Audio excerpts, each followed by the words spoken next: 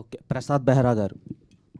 అయ్యా అయ్యా సో మీరు ఆన్ స్క్రీన్‌లో రాంగానే చాలామంది ఆడియన్స్ ఒక స్టార్ హీరోకి అరుస్తున్నట్టు అరుస్తున్నారు. సార్ సో నెక్స్ట్ మీరు యూట్యూబ్‌లో సీరీస్‌లు కంటిన్యూ చేస్తారా? లేదంటే ఆపేస్తారా?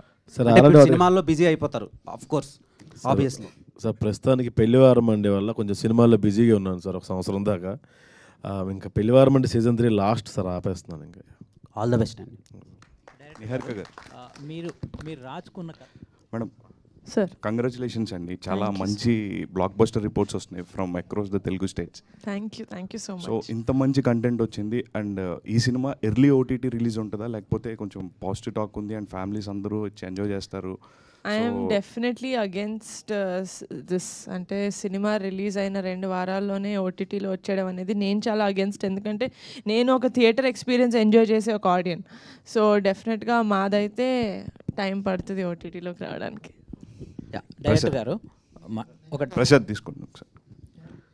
కాదు, కొన్ని రోజులు థియేటర్లో ఆడినే మా సినిమా ఎందుకు ఓటీటీ రమ్మంటున్నావు సునీల్? నేను రమ్మనట్లేదు, త్వరగా రిలీజ్ చేస్తారా అని అడుగుతాను. కొంచెం లేట్గా రిలీజ్ చేస్తాను.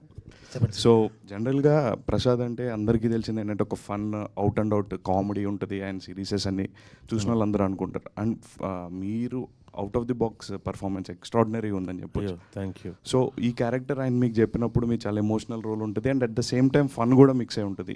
సో మీకు ఏమనిపించింది? బేసిక్గా ఈ క్యారెక్టర్ నేను చేయనని చెప్పానండి. ఆ సుధాకర్ క్యారెక్టర్ చెప్పారు నాకు. లేదు అది ఇందులో ఇన్ని ఉంటాయని చెప్పాడు కానీ నాకు ఎక్కేది కాదు. బేసిక్గా 11 మంది కష్టపడ్డారు అంటారు కానీ అందరూ ప్రాక్టీస్కి వెళ్ళారు, తగ్గారు. నేను కొన్ని ప్రొడక్షన్లు తగ్గా, కొన్ని ప్రొడక్షన్ల మీద నమ్మకం పోయి నేను తగ్గడం మానేశానండి. అందుకే అటు ఇటు ఉన్నాను నేను. సో నా క్యారెక్టర్కి ఎటువంటి క్రియేట్ వచ్చినా సరే అది వంశీకి వెళ్తుంది. వీడు కూడా మ్యూజిక్ కొట్టొచ్చులే అని చెప్పి అనుకున్నాడు. ఈయన కూడా వీడికి డబ్బులు ఇద్దాం అనుకున్న ప్రొడ్యూసర్ గారికి వెళ్తుందన్న. వీళ్ళు ముగ్గురికి క్రియేట్ అండి, నేను జస్ట్ పప్పెట్ అంతే. థ్యాంక్ యూ డైరెక్టర్ గారు. యాక్చువల్గా మీ కథని ఎన్హాన్స్ చేయడంలో మ్యూజిక్ అనేది చాలా కీ రోల్ పోషించింది.